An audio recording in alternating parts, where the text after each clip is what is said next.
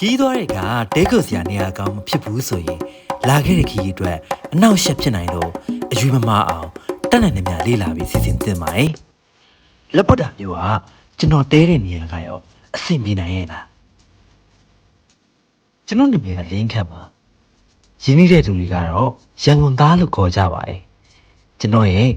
တကူတော့လက်ပတ်တာဘာပဲစီးရီ episode 2ကနေကြိုဆိုလိုက်ပါတယ်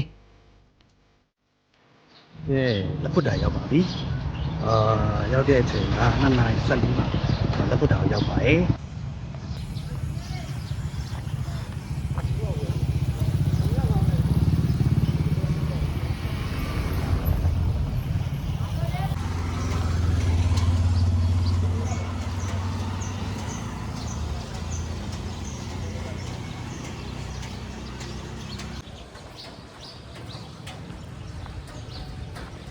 နေဘူးပါလေတော်တော်လေးကိုနည်းနည်းတော့သွားနေရတယ်10မိနစ်တော့သွားပါတယ်လက်ပတ်တာမျိုးမလာခင်ကျွန်တော် blog ကနေဒေတာခဏစီကဒဲခုစီက recommend တောင်းတော့မိပြတဲ့ model ကိုအများစုညွှန်းကြတာမလို့ကျွန်တော်လည်းဒီမှာတဲဖို့ booking တင်ပြခဲ့ပါတယ်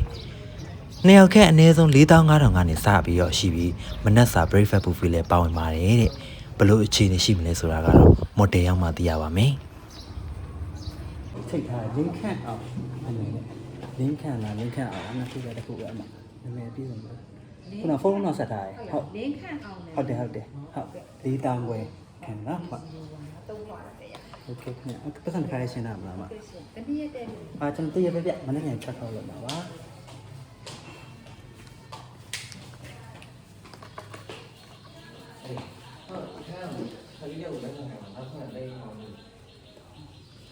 ဖွင့်လာစနေဟုတ်ဟုတ်တယ်ဒီဟာလေ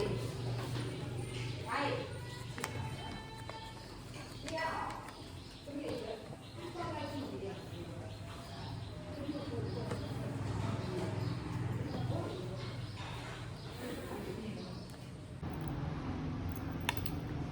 ကျွန်တော်တဲရမယ့်အခန်းကတော့အပေါ်ဆုံးတက်3ဆောင်မှာဖြစ်ပါတယ်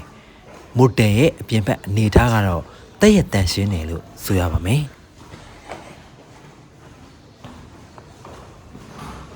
ဟောတက်ပဲဟောနေ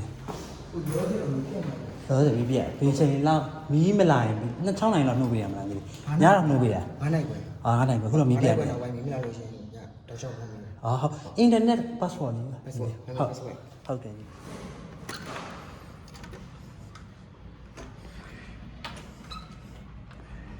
ဒါကတော့ဒီနေ့လက်ပတ်တာမီးပြတိုင်းဟိုတယ်မှာပေါ့နော်မီးပြတိုင်းမိုတယ်မှာတဲတဲ့အခန်းလေးပါမစိုးပါဘူး4000ခွဲပေါ့နော်4000ခွဲပြရပါတယ်ကိုတော့မီးပြတ်နေလို့ကျွန်တော်ဂရင်းမောက်လေးပြတင်းမောက်လေးတစ်ချက်ဖွင့်ထားပါတယ်လာနော်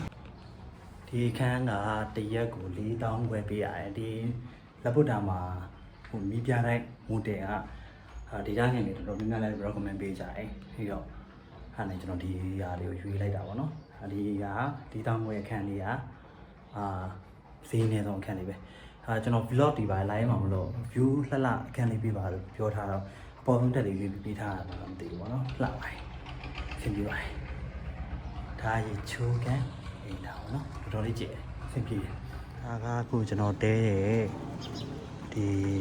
မီးပြတိုင်းမိုတယ်ကနေပြီးတော့မြင်ရတယ်ချူပါဟယ်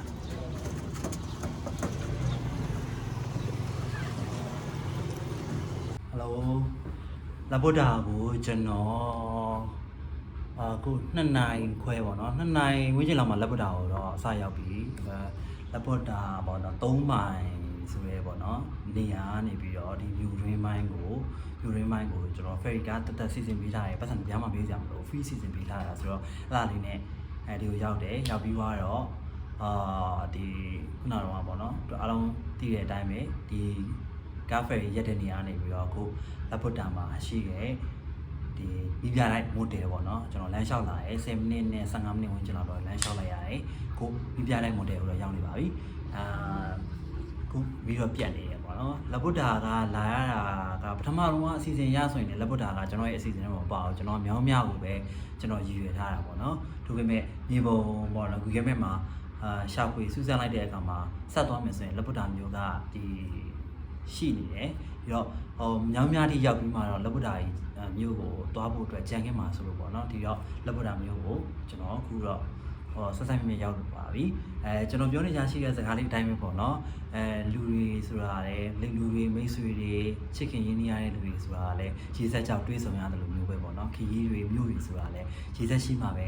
ရောက်ရတာမျိုးပါကျွန်တော်လက်ဗုဒ္ဓနဲ့တော့ရေစက်ပါခဲ့ပါရဲ့ပေါ့နော်ခု2နိုင်ခွဲရှိပြီ2နိုင်ခွဲဆိုတော့ကျွန်တော်ဒီခုခဏလေးနားမယ်ပြီးရေမူးချိုးပြီးတော့နေဆောင်တဲ့အချိန်ပေါ့နော်ညနေ4နာရီလောက်ကြာရင်တော့ကျွန်တော်လက်ဗုဒ္ဓမျိုးကထင်ကြရပါတော့ဖရားတွေနဲ့ပြီးတော့ကန္နာဘက်ကိုသွားမယ်ပြီးတော့ညာစီရှိကိုပြောရပါတော့ဒီနေ့ညာစီကိုသွားပြီးတော့လေ့လာပါမယ်ဟုတ်ကဲ့ကျွန်တော်ခုတော့ခဏလေးနားလိုက်ပါဦးခင်ဗျာ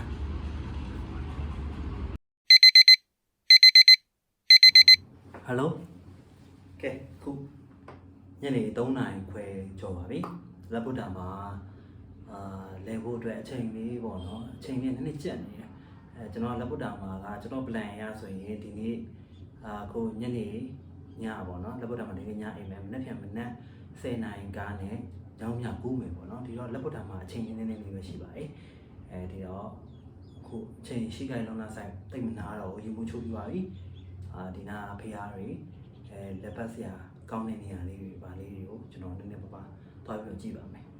အားလုံးတူတူကျွန်တော်နဲ့တူတူလိုက်ခဲ့ပြီပါโอเคဟာလေလက်ဗုဒ္ဓကိုသွားပြီးနေပါမယ်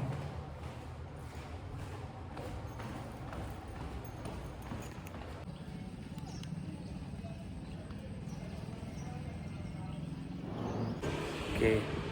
ဟိုဒေတာကန်ပေါ့နော်ဒီမိုတယ်မှာရှိရအမှားဘောကောင်းတယ်တော့များများဗီဒီသွားတင်တဲ့ဘာညာပြောထားတယ်ဆိုတော့လေကျွန်တော်အခုဖျားဘက်ကိုတော့အရင်သွားလိုက်မယ်3နိုင်ခွဲပဲရှိပြီဆိုတော့လေဟုတ်ကဲ့ကျွန်တော်တို့လိုက်ခဲ့ပြီပါခင်ဗျပြီးခဲ့တဲ့2လလောက်တုန်းကဒီမော်လမြိုင်ကျွန်းဘက်သွားဖို့ရဆိုတော့မော်လမြိုင်ကျွန်းနဲ့တော့မော်လမြိုင်ကျွန်းထက်တော့နည်းနည်းပိုပြီးတော့ကြီးတယ်ဘာကြောင့်လဲဆိုတော့ဒါကခရိုင်မြို့ပေါ့နော်ခရိုင်မြို့ဖြစ်တဲ့အတွက်ကြောင့်မလို့အစအဦးတွေရောလမ်းတွေရောအစပို့ပြီးတော့ကြီးတာကိုကျွန်တော်တွေ့ရပါတယ်နောက်ထပ်တစ်ပိုင်းမှာကတော့လက်ဗုဒ္ဓမျိုးကအထင်ကြီးနေရာတွေကိုတင်ဆက်ပြီးမှဖြစ်လို့ဆက်လက်ကြည့်ရှုဖို့မမေ့ပါနဲ့တော့ခင်ဗျာ